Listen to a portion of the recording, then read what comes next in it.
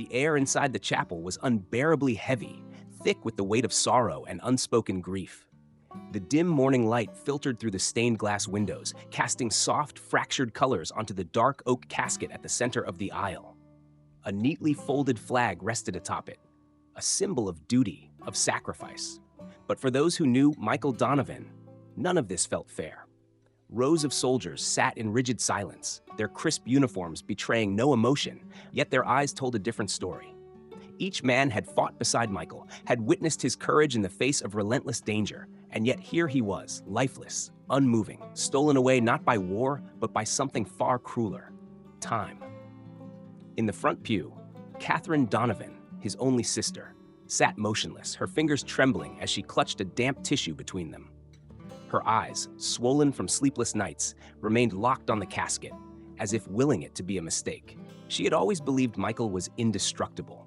He had survived ambushes, grueling desert nights, and explosions that should have ended him. And yet, in the cruelest twist of fate, life had taken him when no enemy could. A sudden, sharp inhale from somewhere in the room broke the silence, but no one turned their heads. It wasn't just grief. It was anticipation, the kind that made every breath feel like a burden. Something was missing. Something was out of place. Then, the sound of soft panting echoed from the entrance of the chapel. Hunter, Michael's canine partner, stood just inside the doorway, his broad chest rising and falling rapidly. His powerful frame was tense, ears perked, nostrils flaring as he scanned the room. His leash was held firm by the officer who had brought him, but his paws shifted restlessly against the polished floor. He knew. He didn't understand why, but he knew something was terribly wrong. Then, his deep brown eyes found the casket. In an instant, the restless energy around him shifted into something raw, something desperate. His breathing hitched, and he stood frozen, as if waiting for his handler to emerge, to call his name, to give him an order. But none came. And then, without warning, Hunter moved. A hush fell over the chapel as the side doors creaked open, revealing a broad-shouldered officer standing in the doorway. But it wasn't the officer who drew every pair of eyes in the room. It was Hunter, the German shepherd at his side. The moment the dog stepped forward, something in the air shifted. The already suffocating weight of grief seemed to tighten, pressing against the chests of those gathered. Hunter hesitated at the entrance, his muscular frame rigid, his deep brown eyes scanning the room with unsettling intensity. His nostrils flared as he inhaled deeply, his ears twitching at the faint sounds of muffled sobs and quiet breaths. He didn't understand why so many people were here, why the scent of his handler was so strong, yet so wrong. The officer holding his leash gave a gentle tug, but Hunter didn't move. Instead, he planted his paws firmly against the polished floor, resisting with a quiet, determined strength. Something was off, and his instincts screamed at him to figure out what. Then his gaze fell upon the casket. Hunter froze. His chest rose and fell in sharp, uneven breaths. He knew that scent. It was his handler, Michael Donovan. But something was missing. The warmth, the movement, the heartbeat he had trained his entire life to follow. The confusion in his dark eyes flickered into something deeper, something almost primal. The people in the chapel watched in silence, an eerie, collective stillness settling over them as they took in the scene. Some shifted in their seats, a few exchanged uncertain glances, but no one spoke. They could feel it. The tension crackling in the air, Hunter's body wound tight like a coiled spring, ready to explode into motion. Then, without warning, he bolted. The leash slipped from the officer's grip as Hunter lunged forward, his claws clicking against the floor in rapid succession. Gasps rippled through the room as he surged down the aisle, moving with terrifying speed and precision. "Hunter, no," the officer called, his voice sharp with alarm. But it was too late. Hunter reached the casket in seconds, his powerful frame launching into the air. The moment his paws touched the polished wood, a choked sob escaped from somewhere in the crowd. The folded flag on top shifted slightly, but Hunter didn't care. He had found his handler, and he wasn't leaving. A collective gasp rippled through the chapel, a sharp intake of breath from every mourner as Hunter hurled himself onto the casket. The heavy silence shattered in an instant. A soldier near the front instinctively moved forward, as if to stop him, but hesitated. No one dared to interfere. The impact sent a tremor through the wooden coffin, shifting the folded flag ever so slightly. But Hunter didn't care. His massive paws landed with certainty, his muscular body tense with urgency, as if he had just arrived at the scene of a battlefield injury. His nose pressed against the stiff fabric of Michael Donovan's uniform, frantically sniffing, searching, pleading. "Hunter!" The officer's voice rang out, firm but laced with something deeper, grief, maybe even guilt. But the canine didn't respond. He was locked in his own world, his entire being focused on his fallen partner. A low, guttural whimper broke from his throat, raw and unfiltered. It wasn't just sadness, it was confusion, desperation. Why wasn't Michael waking up? Hunter had been trained to recognize when his handler was down, to respond to gunfire, to drag him from danger, to alert for medical attention. But this was different. Linda, sitting motionless in the front row, clutched the edge of the pew as if it was the only thing holding her upright. Tears welled in her already swollen eyes as she watched Hunter nudge Michael's shoulder with his nose. It was a command, the same one he had given countless times before on the battlefield. "Get up, soldier. The fight's not over." But nothing happened. The seconds stretched unbearably long, the weight of sorrow pressing against the walls of the chapel. Soldiers in the room clenched their jaws, their hands curled into fists, struggling to maintain their composure. They had all seen death before, but they had never seen grief like this. One of the officers finally stepped forward, reaching for Hunter's collar, his movements slow and careful. But the moment his fingers brushed against the dog's fur, a deep, warning growl vibrated through the air. Not aggressive, protective. The officer froze, his breath hitching. Hunter wasn't just mourning, he was standing guard. And for the first time since the funeral began, no one knew what to do. The chapel was utterly still, as if the very air had thickened, trapping everyone in a suffocating silence. Hunter lay draped over Michael Donovan's still body, his heavy breaths filling the void left by words no one dared to speak. His ears twitched at the faintest sounds, muffled sobs, the shuffling of uneasy feet, the creak of wooden pews under shifting weight. But then suddenly, he stopped moving. His body stiffened. His ears pricked forward. His head lifted ever so slightly. Something had changed. Hunter's deep brown eyes locked onto a point in the distance, just beyond the casket. Not at the soldiers, not at the folded flag, not at the grieving sister clutching a damp tissue in shaking hands. He was staring at something, or someone, that no one else could see. Linda swallowed hard, following his gaze, but there was nothing there. Just the flickering candlelight, the casket, the silent honor guard standing at attention. Her heart pounded against her ribs, a nervous energy settling deep in her bones. "Hunter?" she whispered, her voice barely audible, but the dog didn't react. The other soldiers began to shift in their seats, glancing at one another with uncertainty. They had seen Hunter track enemy combatants from miles away, sniff out explosives buried beneath layers of rock and dirt. He had never, not once, reacted to nothing. And yet, here he was. The air in the room seemed to drop a degree. A barely perceptible chill crept over Linda's skin, raising goosebumps along her arms. She wasn't the only one who felt it. Several soldiers tensed, their trained instincts telling them something was off. Even Chaplain Reynolds, a man who had seen more death than he cared to admit, visibly stiffened. "What's he looking at?" Sergeant James Carter finally asked, his voice rough, hesitant. No one answered. Hunter's breathing grew shallower. His tail twitched just once, and then, for the briefest of moments, his expression changed. Not fear, not grief, but recognition. A hushed ripple of unease spread through the room. Then, just as suddenly as it had begun, it was over. Hunter blinked, exhaled a deep sigh, and slowly lowered his head. But even as he curled up against his fallen partner once more, the tension in the chapel refused to fade. Because whether they wanted to admit it or not, something had been there. The weight of the moment was unbearable. No one spoke, no one moved. The only sound in the chapel was the quiet, rhythmic breathing of Hunter, still curled against Michael Donovan's chest. His body remained pressed against his fallen handler, as if his very presence could somehow keep him tethered to the world a little longer.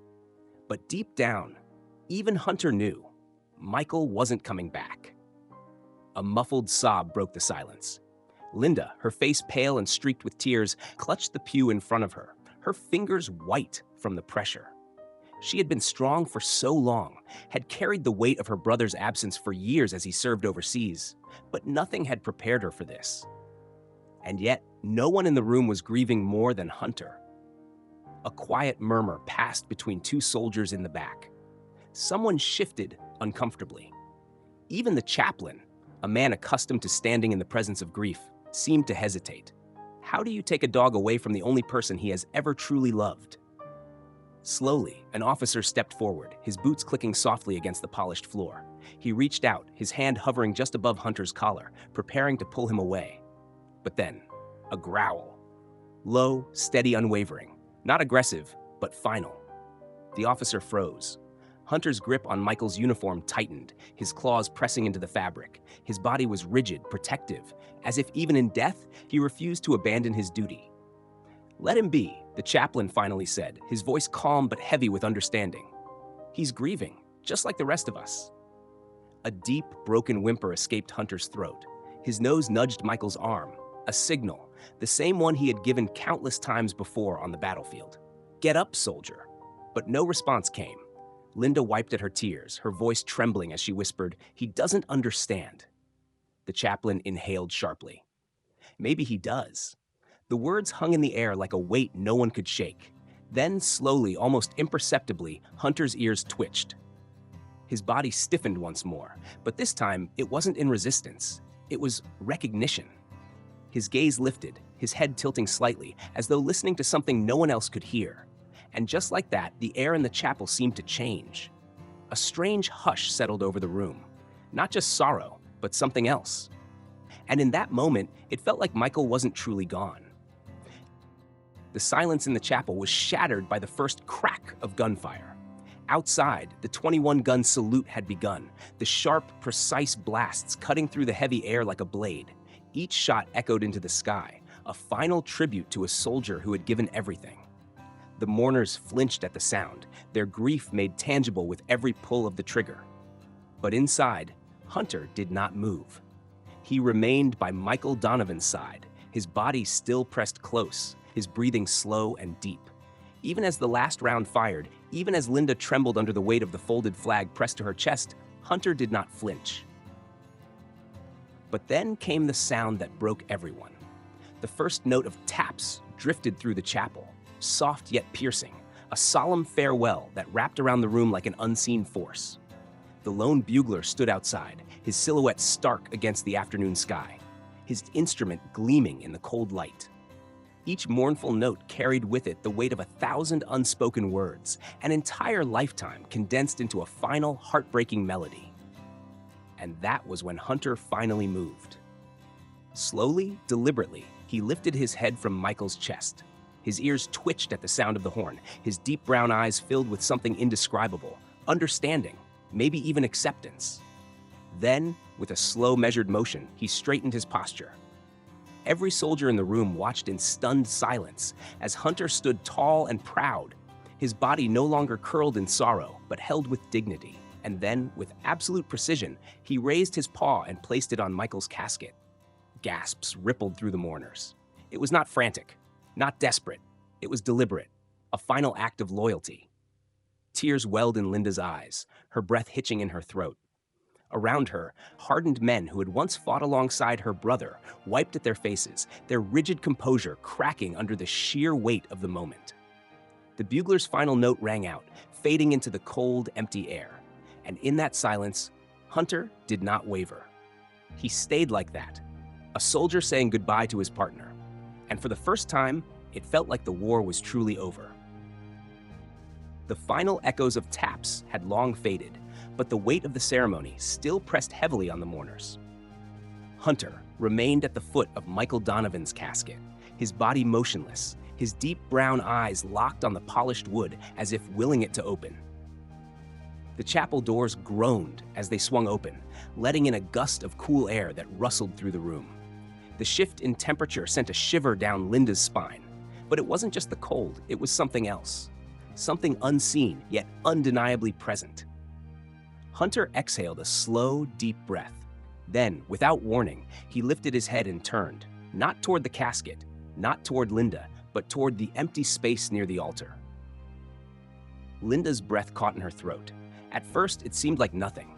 Just the flickering of candlelight, the quiet hum of grief hanging in the air. But Hunter was staring, his gaze locked on something, or someone, that no one else could see. The soldiers in the chapel shifted uneasily, their trained instincts whispering that something wasn't right. Sergeant James Carter, who had fought alongside Michael, furrowed his brow. "You see that?" he murmured under his breath. Linda barely managed a nod. Hunter didn't blink. His ears twitched ever so slightly, his posture stiffened, and for one brief moment his tail gave the faintest flick. A movement so small, so subtle, but filled with something unexplainable. Recognition. The chaplain, who had remained quiet throughout the ceremony, finally broke the silence. His voice was low, almost reverent. "Sometimes," he said, "love doesn't leave so easily." A chill swept through the room. Hunter's gaze remained locked on that empty space for what felt like an eternity. Then, just as suddenly as the moment had arrived, it was gone. The tension in his shoulders eased. His ears relaxed. And this time, when he lowered his head, it wasn't out of grief, but acceptance. Linda swallowed the lump in her throat. She didn't know what she had just witnessed. Maybe it was nothing. Maybe it was just her mind searching for meaning in the unbearable loss. Or maybe, just maybe, Michael had never really left. The funeral was over. The honor guard had given their final salute. The folded flag had been placed in Linda Donovan's trembling hands, and the mourners had begun their slow, solemn retreat from the gravesite. But Hunter remained. He sat motionless at the foot of Michael Donovan's freshly covered grave, his deep brown eyes fixed on the headstone. His tail lay still. His ears twitched only slightly in response to the cool afternoon breeze. There was no urgency left in him, no resistance, no desperate search for his handler. Just quiet understanding. Linda knelt beside him, her fingers running absently through his thick fur. The weight of the folded flag pressed against her chest, but it was nothing compared to the ache that sat heavy in her heart. She had prepared herself for this moment, had known this day would come, but nothing had prepared her for the finality of it. She swallowed hard. "He's not coming back, boy," she whispered, her voice breaking. "I know you don't understand, but..." She stopped, unable to finish. Did she even understand? Hunter let out a long breath, his body finally beginning to relax. The grief was still there, deep and unshakable, but something inside him had shifted. He was no longer waiting, no longer searching, just remembering. Linda closed her eyes, listening to the wind rustling through the trees, carrying with it the distant murmurs of the past. She thought about Michael, his laughter, his stubbornness, the way he had always made her feel safe, no matter how far away he was. She thought about Hunter's final moments at the chapel, the way he had turned back, as if seeing something no one else could. A tear slipped down her cheek, but this time it wasn't just from sorrow. Maybe love didn't end, even in death. Maybe some souls didn't truly leave. Hunter suddenly lifted his head. His ears perked for the briefest second, his gaze flickering toward the empty space beside Michael's grave. His tail gave a single faint wag, so small, so subtle, but filled with something unexplainable. Linda's breath hitched. Then, as if sensing her eyes on him, Hunter turned away. His steps were slow but steady as he moved beside her. For the first time, he wasn't following Michael. He was moving forward on his own. But as they walked away, Linda swore she felt it, a presence, warm and quiet, unseen yet undeniable. A goodbye? Or maybe, just maybe, a promise that they would meet again. As the sun dipped below the horizon, casting long shadows over the cemetery, Hunter took one final glance back at the resting place of his fallen partner.